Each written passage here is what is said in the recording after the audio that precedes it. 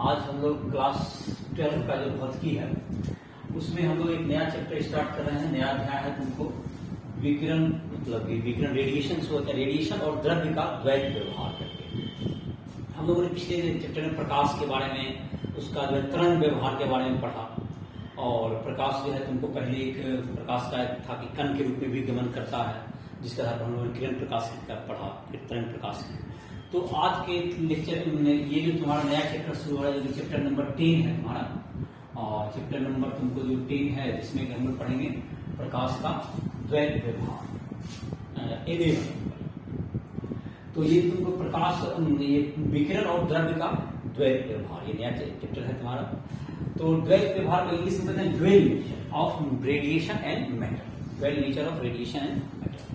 तो प्रकाश जो तुमको है, इसका जो जहां तक कि है तुमको पहले जो है तुमको इलेक्ट्रॉन के बारे में हम लोग पढ़ेंगे। जो कि इलेक्ट्रॉन है तुमको, जो कण की खोज हुई, जो कि जे थॉमसन ने इलेक्ट्रॉन की खोज की 1897 में। उसके पहले ही तुमको एक जो ऑब्जर्वेशन जो कि हर्ट्ज के द्वारा किया गया था, जिसमें कि ये पाया गया था कि जब तुमको, और उन्होंने विद्युत चुंबकीय तरंग का निर्माण को अपने प्रयोग, मतलब क्या कहते हैं, अपने जो है प्रयोगशाला में बनाने का उनको श्रेय जाता है, जैसा कि हम लोग विद्युत चुंबकीय तरंग चैप्टर में पढ़ भी चुके हैं।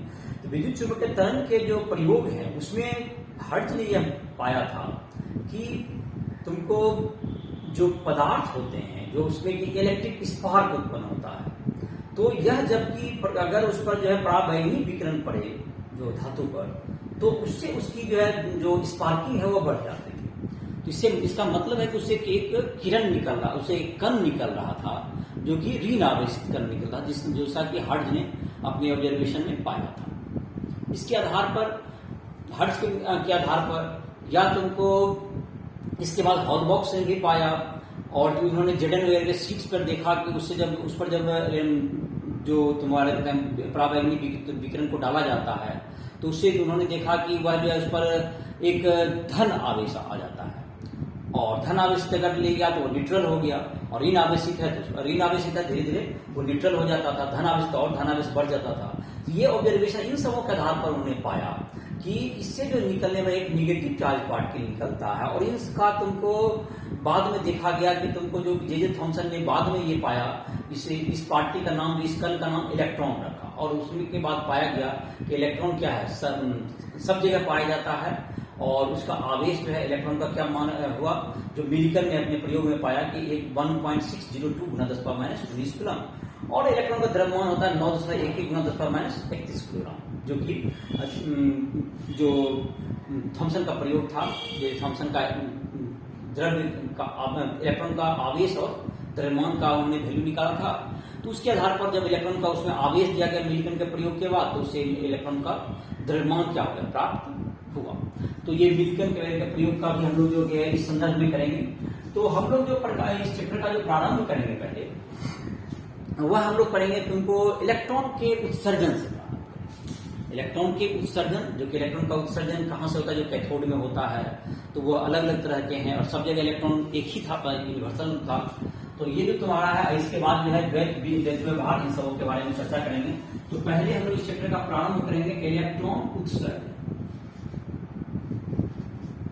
इलेक्ट्रॉन उत्सर्जन, इलेक्ट्रॉन इमिशन। किसी धातु से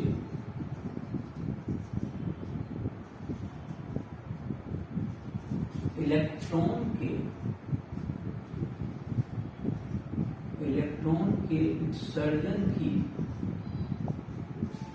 उत्सर्जन की तीन मुख्य विधियां हैं। तीन मुख्य विधियां हैं।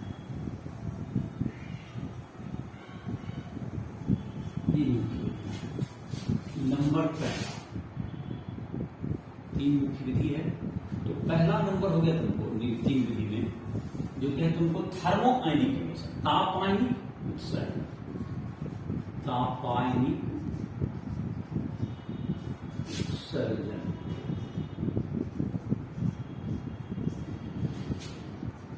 थर्मो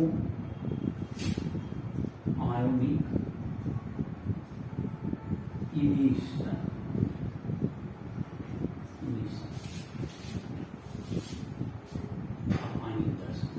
तो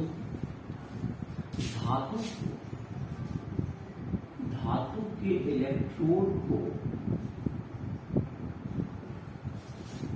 गर्म करने पर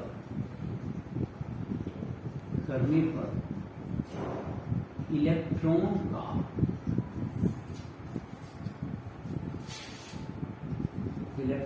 का उत्सर्जन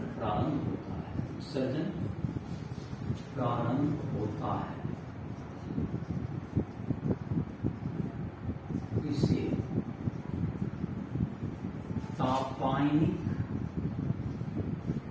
उत्सर्जन कहते हैं। उसे तापायनिक उत्सर्जन कहते हैं, उसको तापायनिक उत्सर्जन कहेंगे। दूसरा होता है तुमको क्षेत्र उत्सर्जन, दूसरा है तुमको क्षेत्रीय उत्सर्जन, फील्ड इमिशन।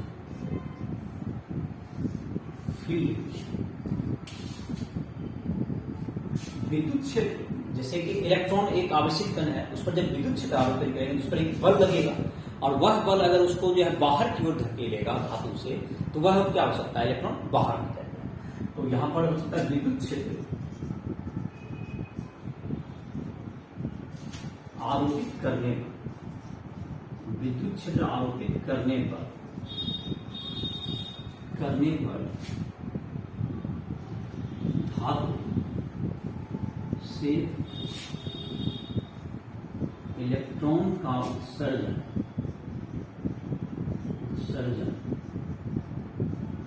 प्रारंभ होता है,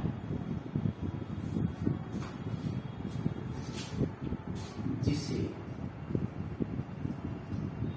क्षेत्र उत्सर्जन कहते हैं। क्षेत्र उत्सर्जन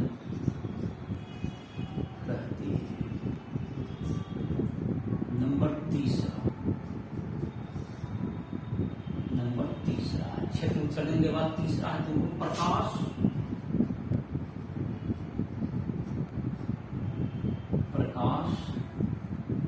उत्सर्जन। जब धातु पर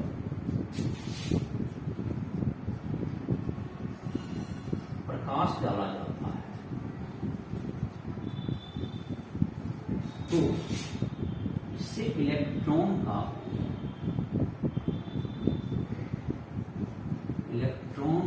उत्सर्जन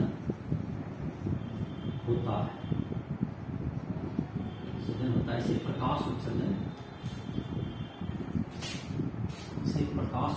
कहते हैं। ये तीन तरह का उत्सर्जन हुआ, जिसमें कि हम लोग अभी इसका पढ़ेंगे कि तुमको किस प्रकार से इलेक्ट्रॉन का तुमको उत्सर्जन तुमको हुआ। तो इलेक्ट्रॉन का जहां तक की रहा, ये जो उत्सर्जन है तुमको तीन तरह के हुए। तो जिसमें जो प्रकाश उत्सर्जन की हम लोग चर्चा करेंगे विशेष रूप से, तो जिसको हम लोग कहते हैं प्रकाश विद्युत प्रभाव कहते हैं। हम लोग का जो चैप्टर है ये, उसमें जो पहला टॉपिक हम लोग पढ़ेंगे, जो तीन तरह के उत्सर्जन हुए, जैसे कि तापायनिक उत्सर्जन हुआ, उसको गर्म करने पर जो हुआ, या क्षेत्र उत्सर्जन से विद्युत क्षेत्र लगा करके भी निकाल सकते हैं हम लोग।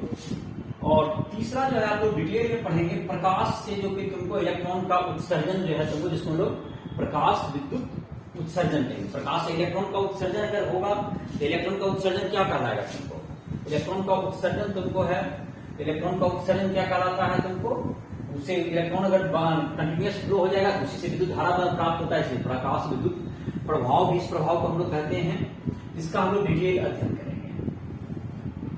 और प्रकाश विद्युत प्रभाव के आधार पर हम लोग जो है द्वैत विभाग, इन सबों को समझने का भी कोशिश करेंगे। और जो सबसे पहले है प्रकाश के द्वैत व्यवहार को समझाने में प्रकाश विद्युत प्रभाव की बहुत अहम भूमिका रहेगी। जैसा कि चित्र के आगे में हम लोग इसका अध्ययन करेंगे तो हम लोग को ये प्राप्त होगा। और जाहिर है कि इसमें इलेक्ट्रॉन के उत्सर्जन की बात करते हैं हम लोग, तो इलेक्ट्रॉन का कभी भी द्रव्यमान, इलेक्ट्रॉन क्या है, सभी पदार्थ में विद्यमान है। इसका इलेक्ट्रॉन का आवेश को लिख लेते हैं एक बार, जो तुम्हें याद भी होगा, नहीं याद है तो इसको याद कर लोगे। इलेक्ट्रॉन का आवेश कितना होता है, इस पर ऋण आवेश होता है जो कि जे थॉमसन ने सबसे पहला मार्क निकाला गया था, जिसका -1.602 ×10⁻⁻19 कूलम, इसको संकेत में सी। कितना आवेश है? इलेक्ट्रॉन का द्रव्यमान, ये भी याद रखना होता है, इलेक्ट्रॉन का द्रव्यमान, जो दोनों का उन्होंने अनुपात निकाला था, और मिलिकन ने इसका आवेश निकाला था। इलेक्ट्रॉन का द्रव्यमान था 9.11 × 10⁻31 किलोग्राम। तो ये तुम्हें इन दोनों को याद रखोगे कितना केजी, तो ये तुमको। और इसके बाद अब हम तो ये तुमको पहले का था, जो कि इलेक्ट्रॉन का द्रव्यमान और आवेश को निकालने का श्रेय तो मिलिकन को जाता है, और द्रव्यमान जो है जब आवेश बटे द्रव्यमान का मान जे थॉमसन ने निकाला था, और इलेक्ट्रॉन का जो है खोज भी करने का श्रेय किसको जाता है? जे थॉमसन को। तो इलेक्ट्रॉन का द्रव्यमान हो गया, ऋण आवेशित होता है उस पर, और जो भी तुमको किसी भी कैथोड वगैरह से जो निकल रहा था सब ऋण आवेशित कण थे, जो कि तुमको जे थॉमसन के प्रयोग में आए, चाहे हर्ट्ज के प्रयोग में, हॉलबॉक्स के प्रयोग में, वह जो उत्सर्जन वाला जो कण था उसका नाम इलेक्ट्रॉन ही था। इसके इलेक्ट्रॉन की डिस्कवरी जो कि 1897 में हुई। तो ये उसका द्रव्यमान 911 × 10⁻31 किलोग्राम और आवेश 1.602 × 10⁻19 किलोग्राम, इसको याद कर लोगे। और अब हम लोग देखेंगे इलेक्ट्रॉन का आवेश और द्रव्यमान को लिखिए। और अभी जो तुमको है हम लोग डिटेल में देखेंगे प्रकाश विद्युत प्रभाव, जो प्रकाश उत्सर्जन जिसकी चर्चा कर रहे थे अभी, कि प्रकाश डालने पर किसी धातु से, किसी पदार्थ से क्या निकल सकता है? इलेक्ट्रॉन का उत्सर्जन होना। यह घटना क्या कहलाएगी? प्रकाश विद्युत प्रभाव कहलाती है। तो हम लोग अभी प्रकाश विद्युत प्रभाव का अध्ययन करेंगे। तो प्रकाश विद्युत प्रभाव का जो सबसे पहले जो कि प्रकाश विद्युत प्रभाव को खोजने का जिसको श्रेय दिया जा सकता है, जो सबसे पहले ऑब्जर्वेशन का जिनको श्रेय जाता है, उनका नाम है, उस वैज्ञानिक का नाम है हर्ट्ज है, हेनरिच हर्ट्ज, जिन्होंने कि प्रयोगशाला में क्या बनाया था? हर्ट्ज, जो तुम जानते होंगे कि आवृत्ति का मात्रक हम लोग अभी भी पढ़ते हैं, हर्ट्ज है, जिन्होंने प्रयोगशाला में पहली बार विद्युत चुंबकीय तरंग का निर्माण मैक्सवेल के सिद्धांत के आधार पर किया था। उसी प्रयोग में उन्होंने जो है ये ऑब्जर्व किया था कि तुमको जब जो कि प्रकाश विद्युत विकिरण जो है तुमको उसकी वह बढ़ जाती है, स्पार्किंग उसका विद्युत का, जब उसमें क्या डाला जाता है? जब उस पर पराबैंगनी विकिरण उस पर डाला जाता है। और इसके आधार पर उन्होंने कहा था कि इसका मतलब है कि प्रकाश का जो तुमको है उससे जो है इलेक्ट्रॉन का पदार्थ से क्या हो रहा है? उत्सर्जन हो रहा है। उसमें हालांकि ये 1887 में किया गया था, 1887 में ही किया गया।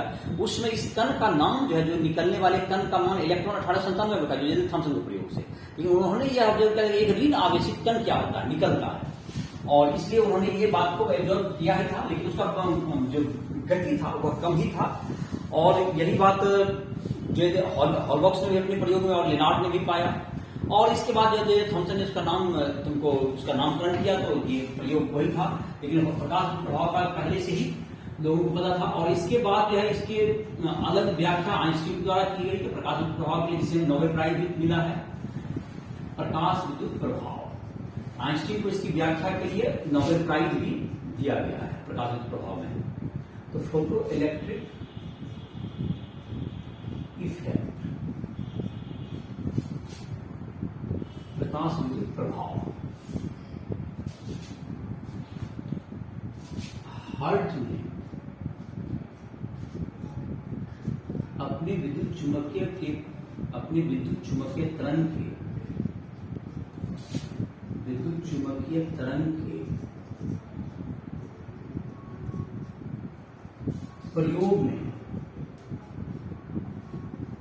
प्रयोग में पाया कि विद्युत स्पार्किंग जो तुमको देखते होगे, जो इलेक्ट्रिक जैसे चिंगारी शुरू करना कहते हैं, विद्युत चिंगारी बढ़ जाती है, विद्युत चिंगारी बहुत बढ़ जाती है,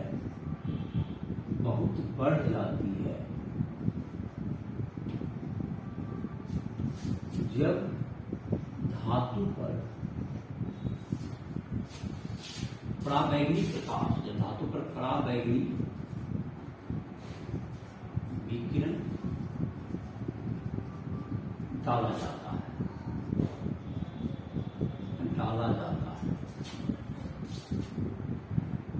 पराबैंगनी विद्युत विकिरण डालने पर पदार्थ इलेक्ट्रॉन का उत्सर्जन करता है, इलेक्ट्रॉन का उत्सर्जन करता है, जिसे प्रकाश विद्युत प्रभाव कहते हैं, जिसे प्रकाश विद्युत प्रभाव करते हैं, प्रकाश विद्युत प्रभाव करते हैं, फोटोइलेक्ट्रिक इफेक्ट इसको कहेंगे हम लोग। और इसको जो है लिनार्ड और हॉलबॉक्स ने भी अपने प्रयोग के द्वारा इस बात को आगे इसका आगे बढ़ाया। लिनार्ड और हॉलबॉक्स ने अपने प्रयोग में इसको क्या किया, इस लिनार्ड एवं हॉलबॉक्स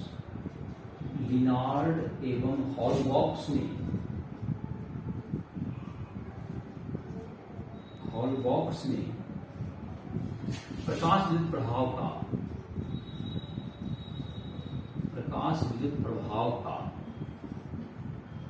प्रायोगिक अध्ययन किया,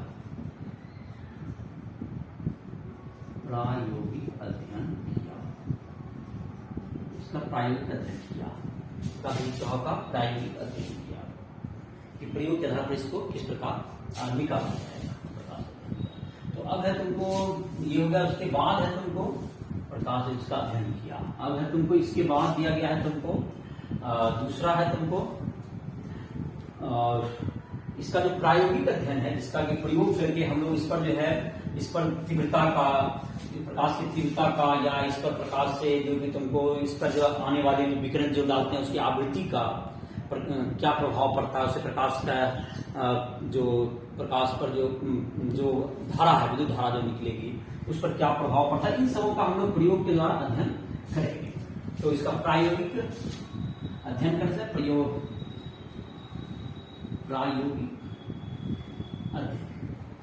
प्रायोगिक प्रदर्शन भी कर सकते हो। तो प्रायोगिक इसमें क्या करेंगे हम लोग, एक इसमें देख लेते हैं, एक तुमको इसमें विभव वगैरह भी लगा करके देखेंगे, विरोधी विभव या इन सबों के लिए तुमको आम मीटर, इन सबों के प्रयोग से एक तुमको देखो, ये तुमको एक ट्यूब हो गया, एक ट्यूब में तुमको ग्लास का एक ट्यूब हो गया, यहाँ पर एक कैथोड दे दीजिए, यहाँ पर धातु का एक प्लेट दे दीजिए, और यहाँ पर से क्या लेगा, यहाँ पर से एक आने के लिए ओपनिंग बना दें, विकिरण यहाँ पर आपतित हो जाएगा, यहाँ से विकिरण आ सकता है, इस जगह से क्या हुआ, विकिरण आ रहा है, रेडिएशन पड़ेगा, विकिरण पड़ रहा, और ये कैथोड होता है, तुमको इसको हम कहते हैं ये कैथोड, ये कैथोड है। यहाँ से तुमको क्या कर सकते हो, यहाँ पर एक एनोड है, तुमको यहाँ से तुमको एक पहले तुमको क्या कर सकते हो, इसमें एक आम मीटर या गैल्वेनोमीटर लगा दो, और इसमें जो सपोर्ट करने के लिए या इसका विरोध करने के लिए सुविधानुसार यहाँ विभव भी आरोपित किया जा सकता है। ये दो तरह का विरोध में, एक बार तुमको जो विभव भी यहाँ पर आरोपित किया जा सकता है, यहाँ पर या आम मीटर पे लगाइए, विभव का बाद में चर्चा करेंगे। यहाँ पर क्या है, एक आम मीटर लगा दीजिए, माइक्रो, जो कि करंट को क्या कर सके, मेजर कर सके, ये आम मीटर। और यहाँ पर जो सर्किट में तुमको बैटरी वगैरह यूज कर सकते हैं हम लोग, वोल्टता के लिए यहाँ पर बैटरी, यहाँ वोल्टता के लिए प्लस माइनस जैसा भी होगा, ये प्लस ये भी हो सकता है, ये दोनों तरह के बैटरी इसमें यूज किए जाते हैं, ये विरोधी विभव होगा, और अगर निगेटिव पॉजिटिव ये इसको विभव का डायरेक्शन समझाते हैं इसको, ये बैटरी विभवांतर जो देगा, ये आम मीटर है। और इसमें रिवेस्टेड भी लगा के धारा को क्या कर सकते हैं, आपको एडजस्ट कर सकते हैं वोल्टेज वैल्यू को, ये तुमको एनोड कहलाएगा, जिसको हम लोग क्या कहेंगे, एनोड। तो जब विकिरण इस पर आपतित होगा, इस प्रयोग में ये देखा जाता है कि जब विकिरण आपतित होता है, यहाँ से इलेक्ट्रॉन का उत्सर्जन होता है, यहाँ से क्या निकलेगा, इलेक्ट्रॉन, यहाँ से इलेक्ट्रॉन उत्सर्जन होगा, और ये एनोड से होते हुए जब इस पे आएगा तो विद्युत धारा तुमको इसमें सर्किट में क्या होगा, फ्लो होगा। और ये बात ये साबित करेगा कि इसका मतलब कि प्रकाश के डालने से, विकिरण के डालने से, और इसमें क्या होगा, विद्युत धारा प्रवाहित हो रही है। ये प्रयोग के द्वारा इसका प्रदर्शन हुआ, ये प्रकाश प्रभाव का प्रदर्शन हुआ।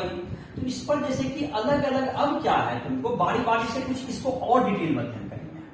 अब क्या करते हैं, जैसे प्रकाश की तीव्रता को बढ़ाते हैं, प्रकाश की तीव्रता को बढ़ाने से यह देखा जाता है कि तीव्रता जैसे जैसे बढ़ेगा प्रकाश का, तो प्रकाश की तीव्रता बढ़ाने पर तुमको जो करंट का मान है, करंट जो इससे निकलेगा उसका मान क्या हो जाएगा, बढ़ते जाएगा। तो ये पहला एक प्रभाव, प्रकाश का तीव्रता बढ़ाने पर यहाँ पर क्या होगा, तुमको इसका मान बढ़ेगा, इसका विद्युत धारा का मान बढ़ेगा। और अगर यहाँ पर जो बैटरी है तुमको, इसमें बैटरी अगर ये धन आवेशित हो जा रहा है, तो धन आवेशित है, इसको अगर बैटरी को यहाँ से ऋण आवेश जोड़ते हैं, तो बैटरी से अगर ऋण आवेशित कर देंगे तो ये क्या होगा, इसको धन को कम करेगा, तो इलेक्ट्रॉन को ये वेग प्रदान करेगा ज्यादा तीव्रता से।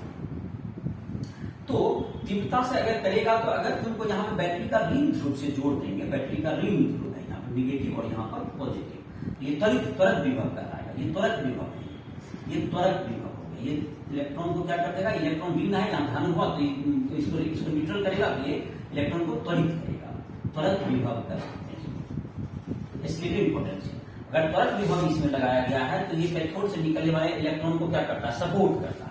तो शुरुआत में ये देखा जाता है कि त्वरक विभव का मान धीरे धीरे बढ़ाया जाता है, तो यह वाच किया जाता है कि इसमें जो करंट है, प्रकाश करंट प्रभाव के कारण जो धारा का मान है वो बढ़ेगा। लेकिन बाद में यह पाया जाता है धीरे धीरे बहुत अधिक विभवांतर, एक सीमा के बाद विभव को बढ़ाने से प्रकाश धारा पे कोई फर्क नहीं पड़ता है। तो जिसको हम लोग बारी बारी से देखेंगे। दूसरा एक फिर विरोधी विभव के बारे में देखते हैं, और इसमें आवृत्ति का भी क्या इसमें संबंध होगा, उसको फिर हम लोग उसके आधार पर प्रयोग में देखेंगे। तो बारी बारी से पहले एक बार प्रयोग में एक ही बार के बजाय बारी बारी से कर लेते हैं। जैसे पहला प्रकाश की तीव्रता, प्रकाश की तीव्रता, एक नंबर ऑब्जर्वेशन, प्रकाश की तीव्रता, प्रकाश की तीव्रता बढ़ाने पर, तीव्रता बढ़ाने पर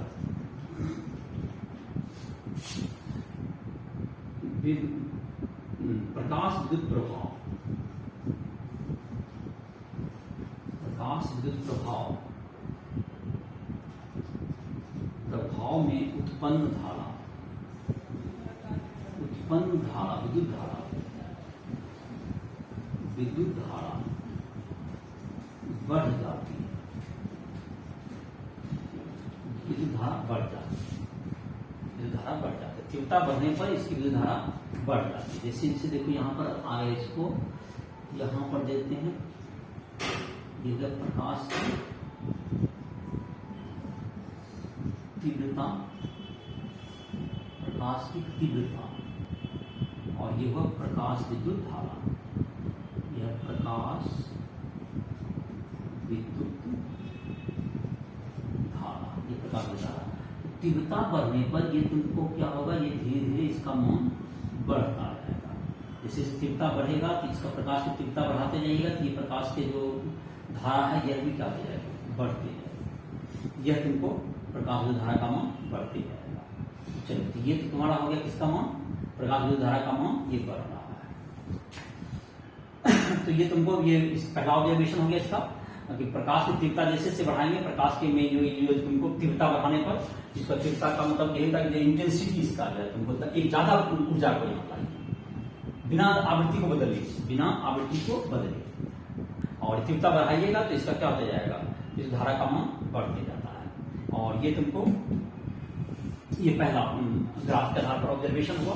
अब दूसरा ऑब्जर्वेशन हम देखते हैं, प्रकाश विद्युत प्रभाव में ये देखेंगे। अच्छा ठीक है, प्रकाश विद्युत प्रभाव में ये भी देखते हैं हम लोग कि प्रकाश विद्युत प्रभाव का दूसरा होगा कि तुमको जब उसमें जो है तुमको प्रकाश विद्युत प्रभाव में जब तुमको त्वरक विभव को बढ़ाया जाता है, जब त्वरक विभव का मान को क्या किया जाएगा, बढ़ाया जाएगा, तो प्रकाश के जो प्रकाश का तुमको जो है जो प्रकाश से जो उत्पन्न विद्युत धारा होगी उसका मान में पहले तो वृद्धि होगी, लेकिन बाद में देखोगे वह एक संतृप्त हो जाता है। तो प्रकाश की तीव्रता बढ़ाने पर, प्रकाश की तीव्रता, प्रकाश का त्वरक विभव का मान बढ़ाने पर क्या होगा, दूसरा नंबर ऑब्जर्वेशन जो प्रयोग था उसी में दूसरा नंबर ऑब्जर्वेशन ये होता है तुमको कि प्रकाश का तुमको अगर हम लोग त्वरक विभव को बढ़ाएं, और तो त्वरक विभव को बढ़ाने पर क्या होगा, तुमको त्वरक विभव को बढ़ाने पर जो दूसरा नंबर, पहला हो गया तुम्हारा त्वरक विभव, त्वरक विभव को बढ़ाने पर, त्वरक विभव को बढ़ाने पर प्रकाश विद्युत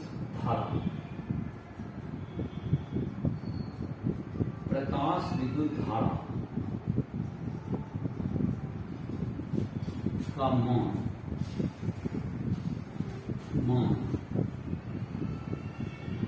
पहले बढ़ता है, जो बाद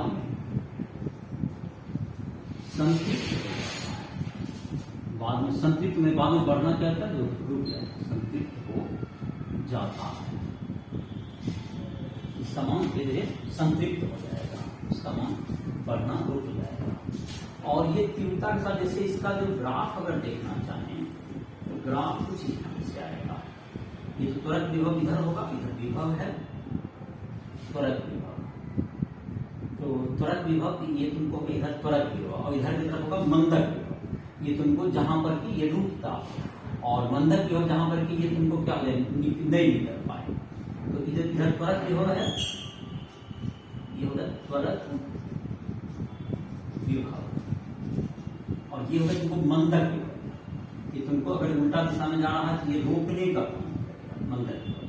ये तुमको यहाँ देखा गया है कि अगर तुमको शुरुआत में अगर मंदक विभव है, अगर विभव नहीं ज्ञात किए तो क्या होगा तुमको, ये तो प्रकाश धारा में निकल सकता है, लेकिन ये तुमको मंदक विभव जो यहाँ से यहाँ तक, इसको हम लोग विरोधी विभव कहेंगे, उल्टा दिशा में बैटरी को लगाना पड़ेगा। यहाँ से यहाँ तक जहां पर कि ये धारा क्या है शून्य हो जाए, इसको हम लोग क्या कहेंगे विरोधी विभव। तो देखो इस ढंग से ये तुमको जैसे जैसे धारा का मान बढ़ाते विभव का मान बढ़ाओगे, ये धारा क्या जाएगा, ये बढ़ते जाएगा, धारा बढ़ते जाएगा, ये संतृप्त हो जाएगा, थोड़ा देर बाद ये धारा बढ़ेगा। और अगर यही तुमको अगर ये देखोगे तुमको यहाँ से है, ये जो धारा का जो संतृप्त धारा अगर ये तो इसकी तीव्रता कम रहेगी, तो ये तुमको है इसका मान ये तुमको संतृप्त जल्दी हो जाएगा, ये कम तीव्रता रहेगा, इसे I1 तीव्रता है ये। और ये क्या है तुमको तीव्रता, ये तीव्रता, ये I2 तीव्रता है, I2 तीव्रता। इसमें I2 बड़ा होगा I1 से, अगर तीव्रता ज्यादा है तो ये संतृप्त जो तुम्हारा हो, संतृप्त धारा यहाँ है, ये धारा का मान क्या हो जाएगा तुमको, ये बढ़ता है। और ये संतृप्त वैसे समानांतर ये धारा इससे ज्यादा नहीं होगा, तो संतृप्त धारा का मान क्या होगा, तीव्रता के साथ क्या होगा, बढ़ेगा। लेकिन मंदक विभव का इससे कोई मतलब नहीं होगा, मंदक विभव तीव्रता के पर के आधार पर चेंज नहीं होगा। मंदक विभव का मतलब जहां पर की धारा शून्य हो जाए, जिसको हम लोग विरोधी विभव कहते हैं। मंदक विभव इधर पूरा हुआ जो कि सब जगह से, लेकिन यहाँ से जबकि इसका वैल्यू शून्य हो जाए, इसको हम लोग क्या कहते हैं, निरोधी विभव, स्टॉपिंग पोटेंशियल। जब जीरो हो जाए इसको हम लोग कहेंगे निरोधी विभव या स्टॉपिंग पोटेंशियल, स्टॉपिंग पोटेंशियल। इसमें क्या करेंगे, ये बैटरी का दिशा को पलटना होगा, उलट दीजिएगा, मतलब कि पहले कैथोड की तरफ किसको लगा देंगे, पॉजिटिव की तरफ, तो वो पॉजिटिव और खींचेगा जिससे कि किसी इलेक्ट्रॉन को जाने नहीं देगा, तो वो उल्टा दिशा में बनेगा। और त्वरक विभव के बढ़ाने पर क्या होगा, या जो क्या हो जाएगा, इसके मान बढ़ेगी। और तीव्रता के आधार पर जैसा बताया कि तीव्रता ज्यादा अगर होगा तो उसका जो संतृप्त धारा का मान है वो ज्यादा होगा। और लेकिन तीव्रता पर एक मंदक विभव का मान, ये जो निरोधी विभव है, जहां पर निरोधी विभव वह विभव जिस पर की प्रकाश धारा शून्य है, निरोधी विभव कहलाती है। वह मंदक विभव, वह मंदक विभव जिस पर प्रकाश विद्युत धारा, जिस पर प्रकाश विद्युत धारा शून्य हो जाती है,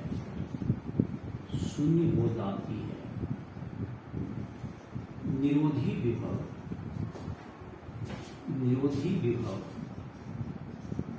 स्टॉपिंग पोटेंशियल कहलाती है। निरोधी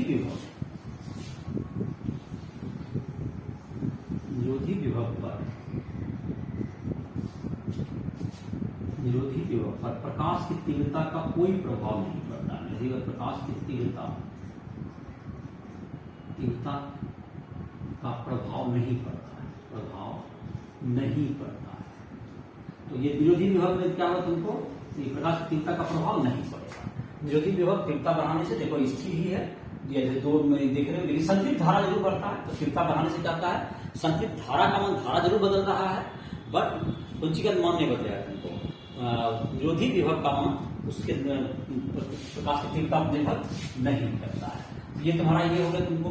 तीसरा है तुमको जो प्रकाश विद्युत धारा में तीसरा जो प्रयोग कर सकते हो, तीसरा है तुमको कि जब हम लोग अब की बार तुमको तीव्रता को स्थिर रखकर अगर उसका हम लोग आवृत्ति को बदलें, विकिरण जो पड़ रही है उसकी आवृत्ति को बदलें, तो उससे देखा जाता है कि निरोधी विभव उससे प्रभावित होगा, निरोधी विभव प्रभावित होगा। और यह भी देखा जाता है कि एक निश्चित विभव से कम, एक निश्चित जो है आवृत्ति से कम पर प्रकाश विद्युत धारा का मान उत्सर्जित प्रकाश विद्युत धारा शून्य हो जाती है, अर्थात उत्सर्जित ही नहीं हो पाता है इलेक्ट्रॉन। तो यह उदाहरण जो आवृत्ति होगा जिससे कि कम पर हुआ क्या कहते हैं प्रकाश विद्युत उत्सर्जन, प्रकाश के द्वारा इलेक्ट्रॉन का उत्सर्जन रुक जाता है, वह से हम लोग देहली आवृत्ति कहते हैं, थ्रेशोल्ड फ्रीक्वेंसी। तो किसके द्वारा, जो कि तीसरा नंबर कह सकते हैं कि जब हम लोग जब तीव्रता को स्थिर रख करके प्रकाश का जब प्रकाश की आवृत्ति बदली जाती है, अभी तक निश्चित आवृत्ति का था, प्रकाश की आवृत्ति बदली जाती है, आवृत्ति परिवर्तित की जाती है, आवृत्ति परिवर्तित की जाती है, तो यह देखा जाता है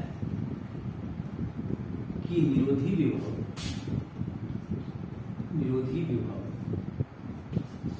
परिवर्तित होता है। निरोधी विभव क्या होगा, इससे परिवर्तित होता है।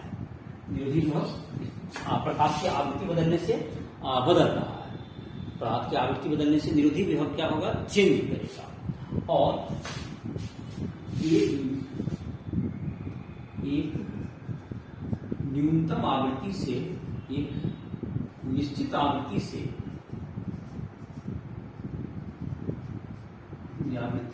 कम आवृत्ति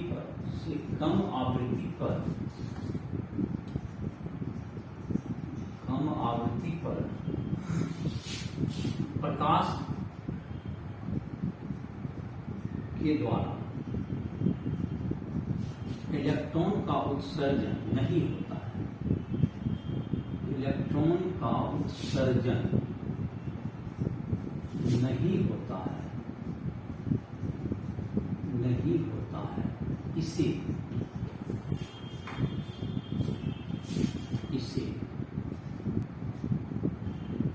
देहली आवृत्ति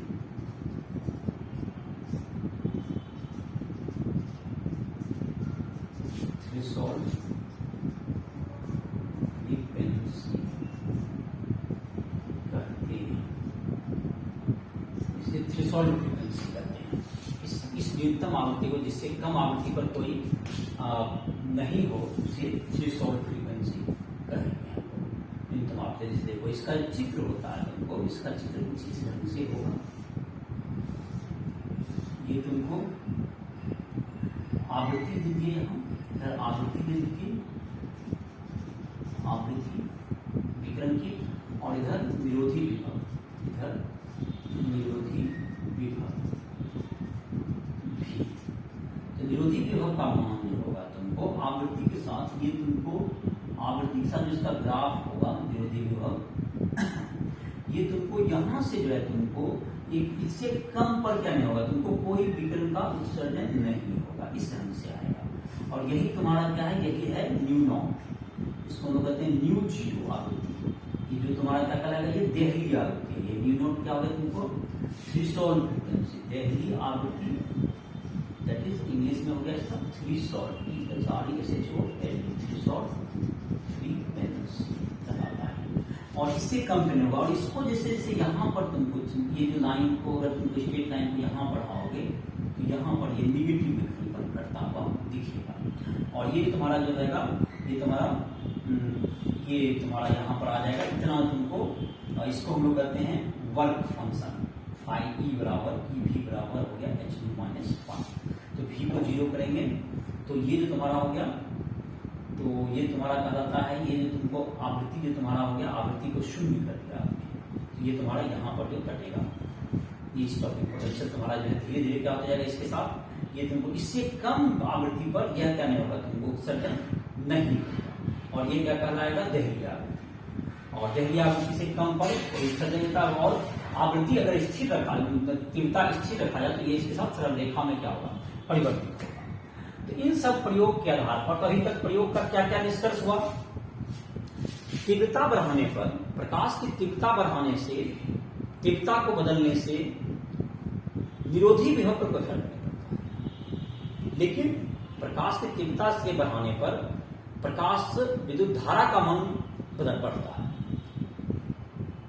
ये हो गया निरोधी विभव की का, निरोधी विभव पर प्रकाश की तीव्रता। निरोधी विभव क्या हुआ, ये भी तुमको देखो एक बार विद्युत चित्र से बना दे तुमको, ये तुम्हारा है निरोधी विभव का मतलब ये होता है कि यहाँ पर वोल्टेज यहाँ पर उल्टा दिशा में लगेगा, यहाँ जैसे कि ये पॉजिटिव है, यहाँ भी और पॉजिटिव लगा दीजिए, ये इसको रोकने लगेगा इलेक्ट्रॉन को, और इधर से क्या नहीं, इलेक्ट्रॉन जाने नहीं जाएगा, ये पॉजिटिव यहाँ लगा, तो पॉजिटिव पॉजिटिव एक्ट ये अब निरोधी विभव हो गया, और निगेटिव डाल देंगे त्वरक विभव हो जाएगा। इधर निगेटिव लगाएंगे तो पॉजिटिव को कम करेगा, इसको विकसित करेगा, अभी इलेक्ट्रॉन को आकर्षित करेगा, तो ये कम से कम विभव जो कि इसको इलेक्ट्रॉन को विद्युत धारा को शून्य करते, वह निरोधी विभव कहलाता है। तो निरोधी विभव का यहाँ तीव्रता जो प्रकाश यहाँ जो डाल रहे हैं, प्रकाश की तीव्रता बढ़ाने से निरोधी विभव जो बैटरी में जो कि हम लोग धीरे धीरे करके बढ़ाएंगे, इसको कोई फर्क नहीं पड़ेगा, जहाँ पे ये धारा शून्य हो जाए। लेकिन अगर तुमको यहाँ पर अगर तुमको क्या कहा जाएगी, तीव्रता बढ़ाने पर प्रकाश की विद्युत धारा का मान जरूर बदलेगा, और प्रकाश विद्युत धारा अगर ये तुमको मंदक विभव नहीं लगा, प्रकाश की धारा का मान बढ़ते जाता है, और इसकी आवृत्ति को अगर बदलते हैं तो ये जो तुमको था मंदक विभव, उसका मान क्या हो जाएगा, बदल जाएगा। तो आवृत्ति पर इसका मंदक विभव का मान बदलता है। ये सब जो ऑब्जर्वेशन है, अब हम लोगों ने प्रकाश के बारे में या विकिरण के बारे में ये पढ़ा कि यह जो पिछले चैप्टर में यह तरंग होती है। तो जैसे तरंग के आधार पर हम लोगों ने पिछले चैप्टर में परावर्तन, अपवर्तन, और जाहिर है कि पदार्थ के और क्या कहते हैं तरंग व्यवहार के आधार पर हम लोगों ने उसका व्यतिकरण, विवर्तन, ध्रुवन, इन सबों का अध्ययन किया। तो क्या यह जो तुमको है प्रकाश का तरंग व्यवहार, क्या इस प्रकाश विद्युत प्रभाव के जो ऑब्जर्वेशन आए हैं उससे कितना सहमत है, जरा इसको विश्लेषण करके देखते हैं। प्रकाश विद्युत व्यवहार एवं तरंग प्रकाश,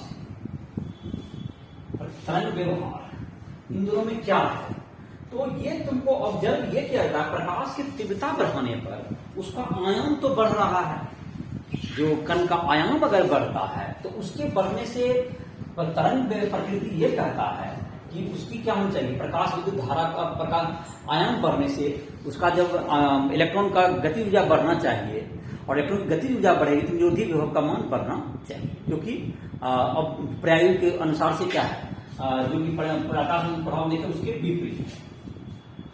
तो लिखते हैं प्रकाश विद्युत प्रभाव, विद्युत प्रभाव एवं तरंग प्रकाश एवं तरंग व्यवहार, इन दोनों में क्या है, दोनों में देखते हैं क्या है इसमें। पहला तीव्रता बढ़ाने पर, प्रकाश की तीव्रता बढ़ाने पर, प्रकाश की तीव्रता बढ़ाने पर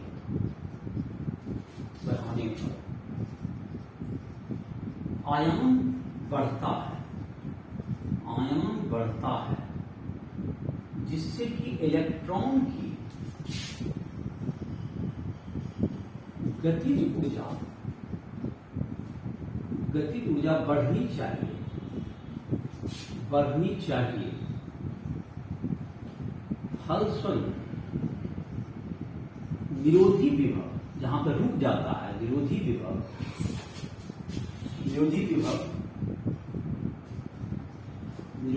भी बढ़ना चाहिए, ये तुमको प्रकाश के तरंग सिद्धांत के आधार पर होगा। लेकिन प्रकाश विद्युत प्रभाव में यह देखा गया है, यह देखा जाता है कि तीव्रता बढ़ाने पर विरोधी विभव अपरिवर्तित रहता है। विरोधी विभव अपरिवर्तित रहता है, अपरिवर्तित रहता है। यह जो तुमको तरंग सिद्धांत से क्या होता है, बिल्कुल मेल नहीं खाता है। यह व्यवहार तरंग सिद्धांत का कहना है कि अगर तीव्रता बढ़ाते हैं तो आयाम बढ़ेगा, तो उसका गति ऊर्जा इलेक्ट्रॉन का बढ़ना ही चाहिए। लेकिन यहां पर देख रहे हैं कि वह उससे मेल नहीं खा रहा है, दोनों का ऑब्जर्वेशन अलग अलग है। दूसरी ऑब्जर्वेशन, तीव्रता अधिक करने पर, तीव्रता बढ़ाने पर, तीव्रता बढ़ाने पर, तीव्रता बढ़ाने पर, बढ़ाने पर, कम आवृत्ति होने पर भी, कम आवृत्ति होने पर भी इलेक्ट्रॉन का उत्सर्जन होना चाहिए। इलेक्ट्रॉन का उत्सर्जन होना चाहिए, होना चाहिए। अर्थात तरंग सिद्धांत के अनुसार, अर्थात तरंग सिद्धांत के अनुसार, अर्थात तरंग सिद्धांत के अनुसार, तरंग सिद्धांत के अनुसार तुमको क्या है, तुमको तरंग सिद्धांत के अनुसार क्या हो जाएगा तुम्हारा? तरंग सिद्धांत यह कहता है कि इसके आधार पर हम यह कह सकते हैं कि तुमको तरंग सिद्धांत के आधार पर देहली आवृत्ति अस्तित्व नहीं होना चाहिए। देहली आवृत्ति का अस्तित्व नहीं होना चाहिए, अस्तित्व नहीं होना चाहिए, नहीं होना चाहिए। देहली आवृत्ति का अस्तित्व नहीं होना चाहिए। ये तुम्हारा दूसरा ऑब्जर्वेशन है। अगर तुमको तीव्रता बढ़ाते जाएंगे तो क्या होना चाहिए इसका मान तुमको तीव्रता अगर ज्यादा बढ़ाते जाएंगे तो न्यूनतम कम आवृत्ति रहेगा तो भी प्रकाश का उत्सर्जन होना चाहिए। लेकिन यहां देखा जाए कि देहली आवृत्ति इतना से कम आवृत्ति में डालने पर क्या नहीं होगा, निकलता है नहीं। यह भी तरंग सिद्धांत के आधार पर मैच नहीं करता है। प्रकाश विद्युत उत्सर्जन तत्क्षण होती है। प्रकाश विद्युत उत्सर्जन की घटना, प्रकाश विद्युत उत्सर्जन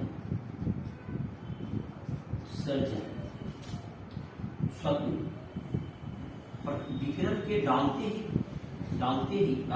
विकिरण के डालते ही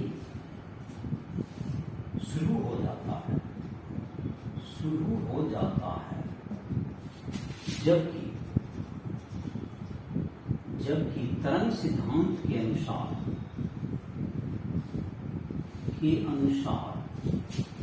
ऊर्जा के सतत वितरण के कारण, ऊर्जा के सतत वितरण के कारण जो तरंगाग्र रूप में रहेगा, वितरण के कारण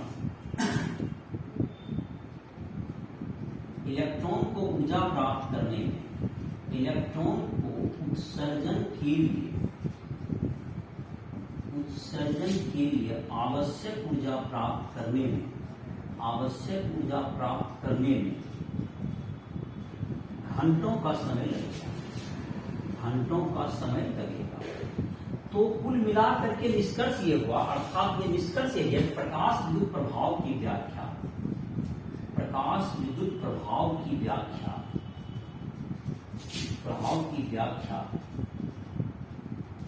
प्रकाश का तरंग सिद्धांत नहीं कर पाता है। प्रकाश का तरंग सिद्धांत नहीं कर पाता है। तो ये तुम्हारा मतलब इसका जो है तुमको प्रकाश का व्याख्या करने के लिए हम लोग आइंस्टीन के द्वारा जो है वो है एक प्रयोग किया गया है, जिसको कि हम लोग अब अगले लेक्चर में देखेंगे। ये तुम्हारा प्रकाश विद्युत प्रभाव का जो लेक्चर अभी जो तुमको आज अभी हम लोग देखे, इसके बाद इसकी व्याख्या करने के लिए अगले क्लास में पढ़ेंगे। तुम लोग को कोई भी तुमको फिजिक्स केमिस्ट्री मैथ किसी भी प्रकार के किसी भी टॉपिक में इसको कुछ भी पूछना हो, कोई भी क्वेश्चन बनाने में दिक्कत हो रहा हो, फिजिक्स केमिस्ट्री मैथ का नोट चाहिए फिजिक्स केमिस्ट्री के लिए, हिंदी या अंग्रेजी मीडियम में या इंजीनियरिंग मेडिकल की तैयारी करना चाहते हो, कोई भी डाउट है तो उस पर राइट लैब को प्ले स्टोर से डाउनलोड करके तो हमसे पर्सनल भी मदद ले सकते हो, और वहां जाकर के इंजीनियरिंग मेडिकल इन सब की तैयारी या बोर्ड के एग्जाम की तैयारी के लिए उस ऐप का प्रयोग कर सकते हो। तो इसी के साथ इस लेक्चर को समाप्त करते हैं।